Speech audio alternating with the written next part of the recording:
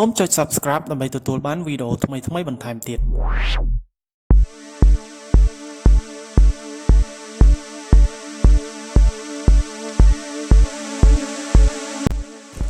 ថ្ងៃនេះខ្ញុំនឹងចែករំលែកបងប្អូនទាំងអស់គ្នាអំពីចំណេះដឹងពាក់ព័ន្ធទៅលើការរៀបចំសម្ភារៈកៅអៅនិងរបស់របរប្រើប្រាស់ផ្សេងៗដាក់នៅក្នុងវ៉ាលីនៅពេលដែលបងប្អូនធ្វើដំណើរកម្សាន្តទៅក្រៅប្រទេសឬមួយក៏ទៅកាន់កន្លែងណាផ្សេងដែលវាជាវិធីសាស្ត្រមួយអាចឲ្យបងប្អូនទាំងអស់គ្នាចំណេញ space សម្រាប់ដាក់អីវ៉ាន់បានច្រើនហើយនឹងចំណេញទម្ងន់គីឡូដែលបងប្អូនដឹងស្រាប់ហើយការធ្វើដំណើរជាពិសេសការធ្វើដំណើរតាមយន្តហោះចំពោះគីឡូហើយនឹងវ៉ាលីអីវ៉ាន់គឺត្រូវបានកំណត់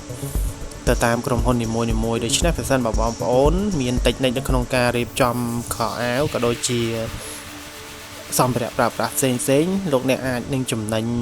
ចន្លោះនៅក្នុងវ៉ាលីអាចដាក់អីវ៉ាន់បានច្រើនក៏ដូចជាចំណេញគីឡូធ្វើឲ្យបងប្អូនចំណេញប្រាក់ក្នុងការចំណាយទៅលើការទិញគីឡូដាក់តាមយន្តហោះផងដែរដោយតែបងប្អូនធ្លាប់ធ្វើដំណើរដឹងស្រាប់ហើយនៅពេលដែលបងប្អូនជិះយន្តហោះ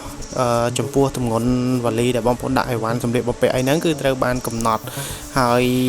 ក្នុងម្នាក់គឺជាទូទៅបើបងប្អូនធ្វើដំណើរតាមយន្តហោះដែលគេមានឲ្យគីឡូដែលបងប្អូន check in គឺចំពោះក្នុងម្នាក់គឺមានតែមួយវ៉ាលីប៉ុណ្ណោះដែលអាចដាក់ check in បានហើយត្រូវបានកំណត់គីឡូជាក់លាក់ហើយចំពោះអីវ៉ាន់ដែលអាចយកតាមខ្លួនឡើងយន្តហោះវិញក៏ត្រូវបានកំណត់ឲ្យតែមួយវ៉ាលីហើយមានទម្ងន់តែ7គីឡូតែប៉ុណ្ណោះដូច្នេះហើយដើម្បីចំណេញ space នៅក្នុងវ៉ាលីដែលបងប្អូនអាចរៀបចំអីវ៉ាន់បានច្រើនក៏ដូចជាដាក់កុំឲ្យឃើញគីឡូរៀងច្រើនជៀសវាងការបង់ប្រាក់បន្ថែមនៅពេលដែលបងប្អូនឡើងយន្តហោះខ្ញុំនឹងបង្ហាញតិចនិចក្នុងការរៀបសម្លៀកបំពាក់ដែលការរៀបសម្លៀកបំពាក់មូល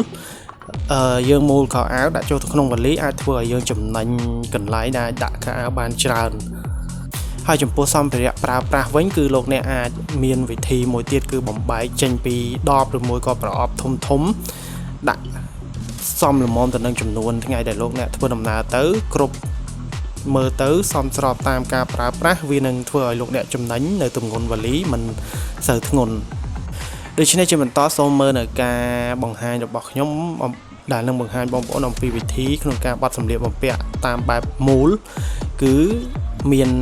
ដូចតទៅនេះហើយនឹងការរំលែកនៅសម្ភារៈដូចជាសាប៊ូកក់សក់សាប៊ូដុសខ្លួនលេលាបខ្លួនថ្នាំដុសធ្មេញអីហ្នឹងយើងបំបែកទៅដាក់នៅក្នុងកំប៉ុងទូចដែលអាចងាយស្រួលឲ្យយើងយកចូលទៅក្នុងវ៉ាលីចំណេញគីឡូនិងចំណេញចន្លោះនៅក្នុងវ៉ាលីផងដែរសូមទស្សនាជាមួយខ្ញុំដូចតទៅ